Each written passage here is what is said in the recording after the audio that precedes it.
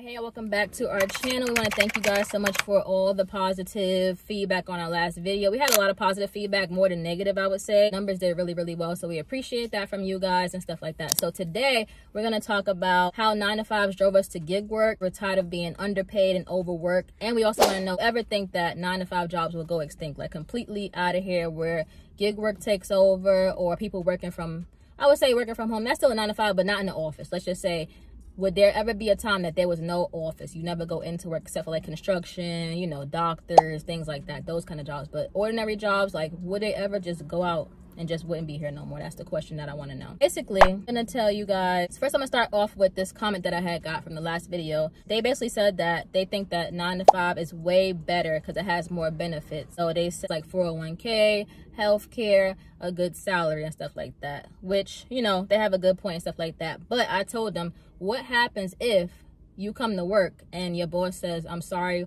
we have to cut you from your job without no warning, no nothing? So in that same time, your health care goes, your good salary goes, and you're just up a creek. You'll have the 401k, but you can't cash the whole thing out without penalties and stuff like that. So that's the situation with that. So that's what I say. It's no such thing as like a guarantee or job security, especially with these jobs. You agree? Right. Because I had plenty of jobs where, you know, I'll tell you about this one job that I had during COVID that I just recently got, like within that year. And in that year I had moved to a more expensive apartment or whatever because I had no choice. And that same year they had to, like, you know, lay me off in a way because of COVID. Everybody had got laid off at that time. So I'm going to tell you about that job. That's a job that overworked me and underpaid me. He also going to tell you about his jobs that he had that was overworked and underpaid as well. If you guys want to hear the story, stay tuned. All right, so basically I'm talking about my last job that I had that was taken away from me because of COVID and stuff like that. So that job was owned by Jewish people and operated by Jewish people as well. I have nothing against Jewish people before we get started, nothing at all. I applied for that job, went in or whatever for the first interview. I had 2 interviews in one day for that job. I've never ever had 2 interviews in one day for a job. So I went in there and they talked to me about the job. And I don't think they had the salary up there. That was the first red flag. I don't think the salary is actually up there on the listing or whatever. So I said, how much does the job pay? They said, first of all, we want you to know that this job is a revolving door job. Nobody stays here longer than 2 weeks. And I was like, why is that? Like, that's so weird to me. But I was like, okay, whatever. So I was like, I told the lady that was working there, mind you, this lady worked there for 40 years. I think it was 35 or 40 years at the same company. Like, I was like, wow, you've been here for forever, basically. So, like, tell her, the main lady that's doing the hiring, that she had to pay me at least minimum wage. At the time, it was $15 because they looking to pay me $13 or whatever, under minimum wage. And you can't do that if you have more than 11 employees at the job. And they have more than 11 employees there, so I know that exactly. So I was like, for me to take this, they got to pay me at least $15 an hour, which was a big pay cut for me at the time, but I needed a job. So anyway, she came in, she told me, okay, yes, but I want you to meet my partner. He's not here right now, and he really does the approvals. She said, come back after your job, because I was working that day as well. Come back after work and you'll meet him or whatever. So went to work, came back there. I was like, I probably got the job or whatever. So met him or whatever. He was like pretty condescending in a way. I could see that he didn't like me off the bat, just the way he was acting and stuff like that. I believe, and I don't know if this is true, but I believe that they wanted to hire a Jewish person for that position. But they can't put on the listing only Jewish people apply, because that's discrimination, obviously. But I could hear the way they was talking and stuff like that, that they really wanted somebody like that, but obviously they wasn't applying. So he was very eager to hire me. So I was just like, if I take this, I need this, and then she's like, done. She was just jumping at me like crazy, like, done, it's done. I was like, oh, okay. And the guy was just like, well, wait a second. Do you know this? Do you know that? It's an office assistant position. Like, I've done this before. Like, I know how to be an assistant. Like, I'm the right hand to a lot of people that I work with. So anyway, they hired me or whatever. So when I got in there, the first thing they wanted me to do was organize some library. I hate organizing stuff, but I did it. I guess that was the first test. They went on vacation. The first week I went in there, I was by myself with the lady that was working there for like 40 years or whatever. So we was there. They left, calling me back to back saying, hey, did you organize? Hey, did you do this? Like, constantly checking on me again and again, thinking I wouldn't do the job right. So organized it, like, oh, you did such a good job. So they were surprised I was still there when they got back from vacation. They thought I was going to be gone. I was still there. I'm not going nowhere. I need this money. They was like, here's this book or whatever. We want you to learn AutoCAD. AutoCAD is like a thing that engineers use, and you get paid money if you know how to do that. And it's a very difficult thing to learn. It takes about 90 days to learn, and they wanted me to read that book and learn it for $15 an hour. I'm not working above my pay grade. The old me would have said, oh yeah, sure, I'll learn it. But as I went on with these jobs and know they take advantage of you, I was like, I'm not learning no AutoCAD. And she was like, did you read it? I was like, nope. So the guy that didn't really like me, he was just like, you know, upset about it or whatever. But I'm not learning something that you're not paying me for. Why am I designing stuff for you guys to make millions off of, and I'm just gonna be making $15 an hour? Wait, did you know about AutoCAD before they gave you that book? No, I looked it up. So what you did? Oh, you looked it up? Yeah, and I opened the book and I looked at a few pages and stuff. I was like, I ain't learning this engineering, architecture stuff. I'm getting paid $15 an hour. What they wanted you to learn that for? Because they did like offices, basically. Like they designed the cubicle layouts and stuff for people in different offices and stuff like that. So I guess they wanted me to design, like do the computer graphics for it and stuff like that. I'm not doing that for that amount of money. So I didn't even bother to look at that book no more. I was like, don't even ask me that no more. The engineer. So anyway, I had to work every single holiday or the day before the holidays. I was there by myself in the office. They took off every single holiday, left me there by myself pretty much to answer the phones, do the computer work and stuff like that. So they didn't care about me. And then also had me sign in on a sign-in sheet every day that I came in, even though the cameras was there, because they didn't trust that I was putting the right time down or coming on time and stuff like that. Even after a year, I still had to sign in. The lady that was working at 40 said, I don't even know why you still got to sign in. You've been here for the longest time and you come on time or whatever. Sometimes I come late, obviously, but I make it up. If I come late, they said you got to just stay a little extra, which I always did. So that didn't matter. I'm not sure why they wanted to watch me like a hawk, but if I'm the only person that stayed here past 2 weeks, obviously you could trust me in the position, you know? And then the other thing too with them is they use me for no errands.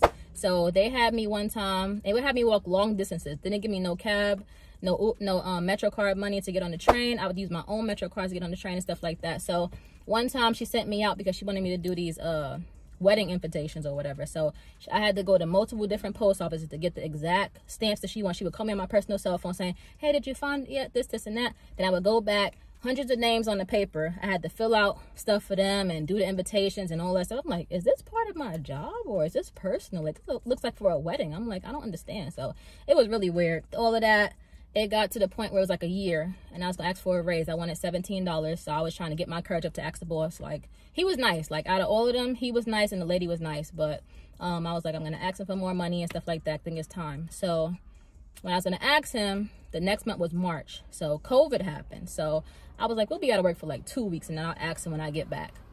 It was 2 years. It was not 2 weeks. So they let me work from home for the time being. They said, you're going to work from home, use your laptop, we'll call you, send you the stuff to do, etc. I was like, this whole time I could have worked from home? I didn't have to be in the office like that on holidays and days before holidays. I was like, this is crazy. So anyway. Gave you that laptop? No, that was mine. I already had it or whatever. So worked from home for like, I think 2 weeks it was, and I finished up everything. They paid me and they was like, oh, we're gonna let you know what the next steps is gonna be, because they had a warehouse already in New Jersey that everybody was gonna move over to. I forgot where it was at. It might have been in like Patterson. I don't know. It was in a bad area, I think. I don't remember. But yeah, we was gonna move over there and we'll let you guys know what's gonna happen. So after the 2 weeks, they was like, well, Crystal, I'm sorry, but we had to let everybody go except for 3 of us. I know that was a lie, because them people been there for so long. They was not letting all of them people go. They had people that build stuff for them, people that been there for 40 years. Like, I know you're not making the 40-year lady leave. Like, you're not doing that. So I was like, okay, that's fine. He's like, I'm sorry, this and that. I was like, yeah, cool, whatever. So got out of that job or whatever. I feel like they've been wanting to let me go, because that whole AutoCAD thing, I was always telling them, no, I don't want to learn this. I don't want to do that, because if you're not going to pay me for something, why should I learn it? Like, you're not going to use me and slave me out. You already use me for personal errands and stuff like that. I should have said no, because it had nothing to do with the work. Like, you're not giving me a cab. I got to walk in the cold weather by myself through 42nd Street. All of this stuff. It's just too much going on for that little bit of money. Like, for what? And I get no days off, basically, when it comes to holidays. And I'm by myself all the time. So, yeah, that job wasn't it. I could see why. A lot of our holidays, Jewish people don't celebrate, right? That's why. Yeah, she let me off like early, like let's say it's Christmas Eve. Early is like 4 o'clock instead of 5:30. Like Thanksgiving Eve, stuff like that. But other than that, I'm always in office by myself, and y'all always off doing whatever y'all want to do, taking vacations and breaks and stuff like that. So yeah, I could see why that job was a revolving door job. They like, some people walk out on an interview when they found out the pay. I didn't do that because I needed the money. I just know y'all had to give me minimum wage at the time. So that's what drove me to, like, that was my last job, and that was about what, 2018 whatever, I think it was. So yeah, that was it for me with that, because I couldn't do it no more. So he's gonna tell you his experience. Well, mine was a warehouse job. And it's funny because I think the owner was Jewish too. I'm not sure. Usually that's how it is. They own a lot of stuff, so. Wow. First, when I went there, I was getting paid 13. Well, I left at 13 too, but when I went there, I was getting paid 13. But I needed the job too because I had a little situation that I was going through, so I needed to get that job. So I worked there at first. You know, I just dealt with it because I had no choice. And after a while, like when I first got there, it was pretty simple. We was unloading trucks. That's basically all we did, unload trucks, like by hand and by the jacks. So everybody will get a container, 2 people in a container. When I first started, it used to be 3 of us in a container. So 1 person to get the rest at one time. But 3 people in a container. And then COVID shut down, really made everything change. Like they started putting 2 people in the container, sometimes only 1 person. When COVID first got crazy, they put 1 person in the container. So you had to do unload a whole truck by hand, like loading up the pallets, take them out by yourself. So it's cool. After a while, they start adding more work. We doing 2 containers, sometimes 3 containers each a day. They have fry trucks. Now I don't know all the numbers, but they had fry trucks that they was making like 16 to 20,000 off of each truck. And they used to have like 11 trucks coming a day. Every single day of the week, about 11, 12 fry trucks coming. They was selling fries like hotcakes because they sell fries. They sell everything that they sell in there is to restaurants and stuff like that. Like McDonald's, they sold to like, you know, the Applebee's and all that. All the type of restaurants, they sell to them. So they selling them so fast, they getting them in and shipping them out. Getting them in, shipping them out. As soon as the fry trucks come in, there's already orders waiting for them to pack up and ship out. And then there's other trucks coming to get the orders and stuff like that. So it was crazy. They was making like 500,000 a week just off fries. And paying you $13. And paying me $13 an hour. Like, that's crazy. Overworked and underpaid. Literally. Like, that's crazy, bro. Like, and they was opening up. They had knocked down a building that was next to us. And they built it up. They was talking about buying that warehouse and connecting them and making that a storage facility where they store all the meats and all that stuff like that. So they could have more stuff. Like, that company was making so much money and they was paying us pennies. And then they wanted people to work overtime. Like, they made you, it was 1 week where everybody had to work overtime because they had so much stuff to do. Everybody had to work overtime. Now, they paid us time and a half and all that, but how you gonna make somebody work overtime? Man, but it was just not it. Like, I was making like 4, like close to 5, like right under 5, like 480 something a week. If you break it down a day, I was making like 90 something dollars a day. Like, that's crazy. For all this work I'm doing, like after a while, my back start hurting and stuff like that. Knees start hurting. It's like, you know what, I can't do this no more. Like, they was paying me pennies and they wanted to, and then like if you call out, the next day you come in, they overload you with work. Like, they act like you had to do so. Like, we got mad people back there. How you know what I'm saying? Like, I'm not gonna do this every day and not call out. Like, come on, bro. This is hard labor. I'm driving, like, and I was not certified to drive none of the vehicles in there. But I'm a fast learner and I'm good and I work hard. So like, they taught me how to drive the lift. It's the machine that go all the way up, like to the high shelves, and then the forks go in and then it pick up stuff and come out. They taught me how to drive that. They taught me how to drive the forklift. It's different. Like the forklift, just the forks lift up, but the other one, I don't know if it's called the lift or not. But you actually are going up.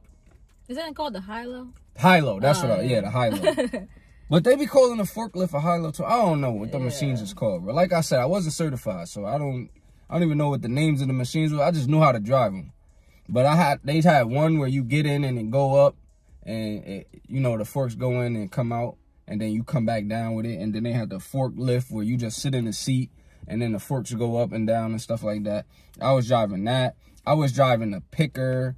Like, it was so many different machines I knew how to drive. The regular jacks was easy. You just stand up and drive those around.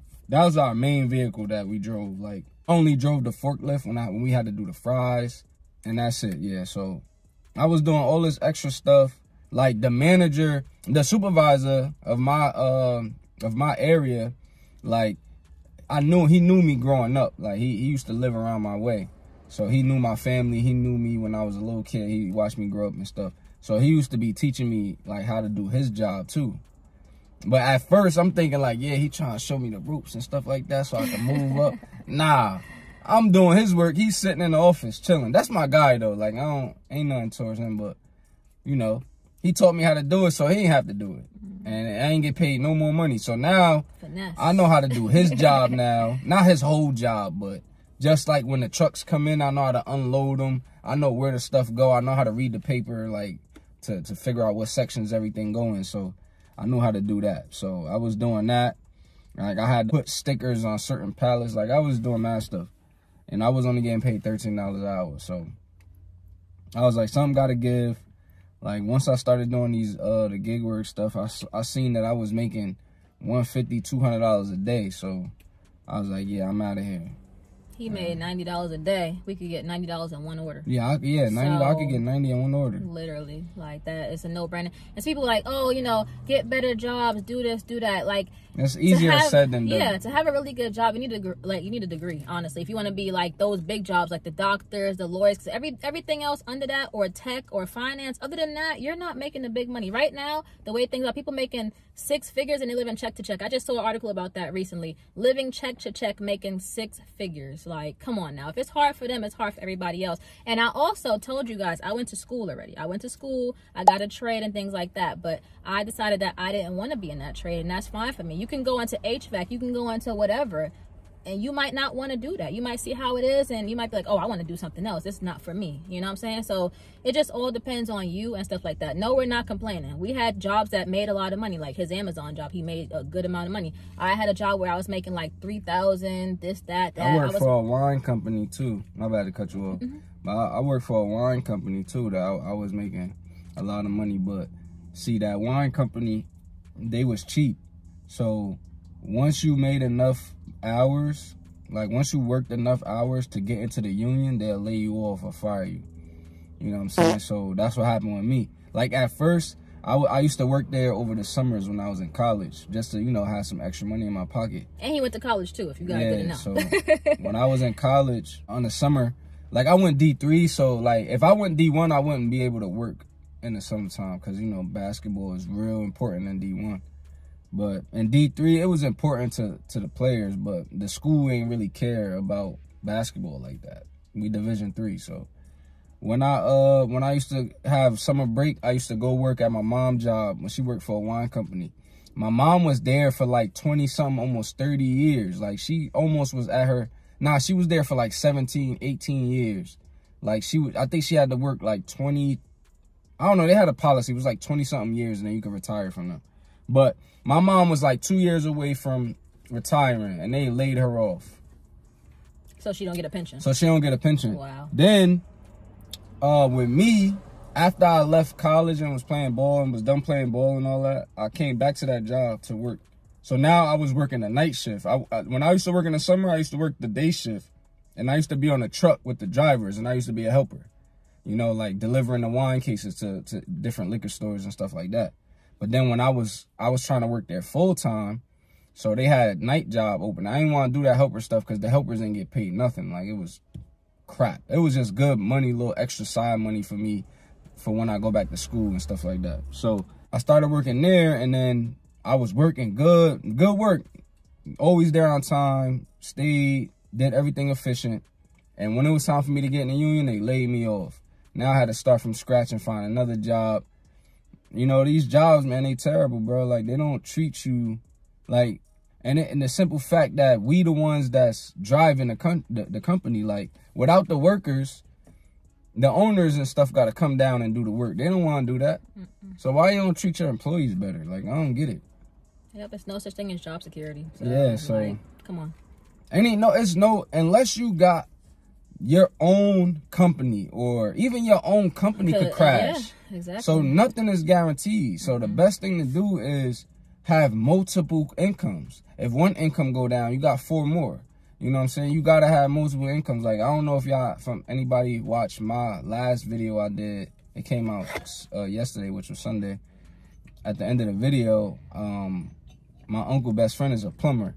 So he was teaching me how to work on boilers and stuff like that. So we was basically servicing the boiler. The lady boiler wasn't turning on. So, you know, he was teaching me how to check the boiler, how to, you know, all the steps to go through, everything you got to check to find the problem, the reason why it's not working. We went through like 2 steps. On the 3rd step, he found the problem. So we didn't have to go through all the steps. But then he showed me how to service the boiler, like all the pipes and stuff to clean so the water flow will go through it and all that other stuff. So I learned a little bit about that. So I'm going to be doing that now on the side with him. I'm going to be learning how to like work on boilers and different stuff like that. I already be painting. When he got paint jobs, I'll be painting with him and stuff like that. So I do other things. Like, I don't depend on gig work, but gig work is like a big amount of my money right now. And I'm trying to, you know, make other things happen. But you got to have multiple incomes. You got to have backup plans, because even with a job, like I said, they can lay you off. I've been on different things like that, like with the COVID thing. I got laid off out of nowhere. I was asked for a raise, and then boom, I don't have a job no more. So, and then you got rent to pay, you got bills to pay. So what are you gonna do now? You just can't. It's the same thing like with gig work. You can get deactivated, but it's more, I would say it's more, a little more security when it comes to gig work, you know, because you really like do what you want to do. Like, and it was like, somebody was like, oh, gig work is like a 9 to 5. No, it's not. How is it like a 9 to 5? Yes, we still are working, but we do what we want to do. We sit here. Look what we doing right now. We do whatever we want. We're waiting for an order right now while we filming for y'all. Where's the boss breathing down my neck? Like, nobody tell me what to do right now. So it's not the same. It's orders popped up that we ain't want to take. We ain't taking. We don't have to. We have freedom to do whatever we want to do right now. Like, yes, it's wear and tear on the car. Yes, it's a lot of stuff like that. Yes, you have to have money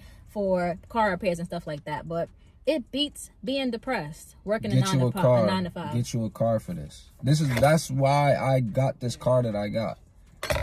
I bought this car because I knew I'm gonna run it. Like, I'm gonna drive it every day, and it's easy to fix.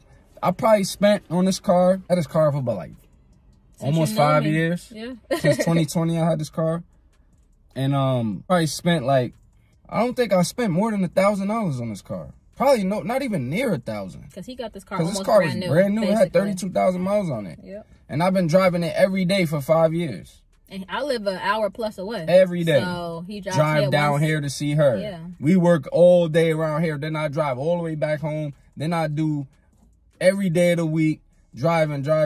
Like, that's why I bought this car. Yeah. So the people that say you put wear and tear, I bought this car to put wear and tear on it. And as long as you take care of it, it's going to last. It's a Honda.